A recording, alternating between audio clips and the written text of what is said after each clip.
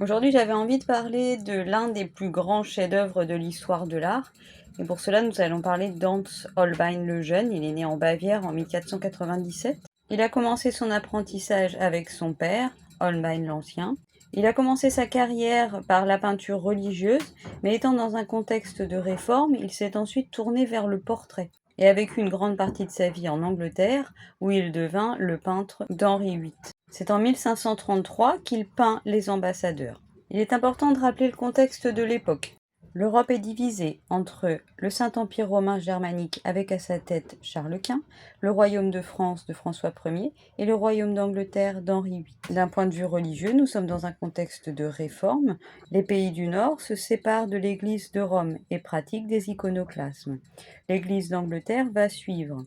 En effet, Henri VIII souhaite se séparer de Catherine d'Aragon pour épouser Anne Boleyn, et tout ceci va participer à ses problèmes avec le pape et l'Église romaine. C'est donc dans ce contexte, en 1533, que Hans Holbein peint ce tableau, à la demande de Monsieur de Dinteville, qui se trouve représenté ici à gauche.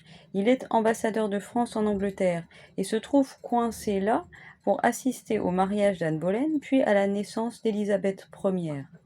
Il est donc fort heureux de recevoir la visite d'un ecclésiastique ami, Monsieur de Selve, qui est l'évêque de Lavaur. Sur ce tableau, nous voyons Monsieur de Dinteville, richement vêtu, avec sa chemise de lin, son pourpoint de soie rose, et puis une casaque en velours, et enfin un manteau en fourrure de lynx.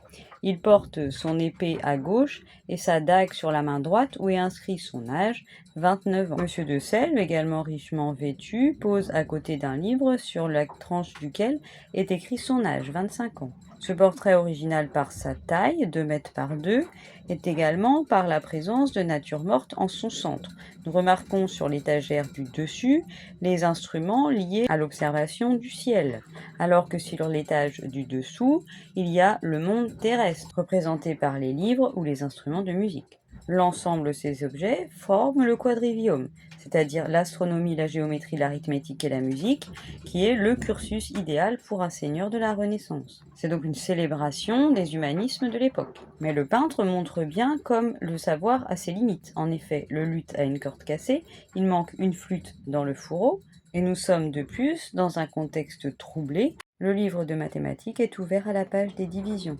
Et enfin, évidemment, tout ceci est une vanité, puisque nous voyons cette magnifique anamorphose, ce crâne, ce memento mori, qui est la devise de Monsieur de Dinteville, et un thème cher à Holbein.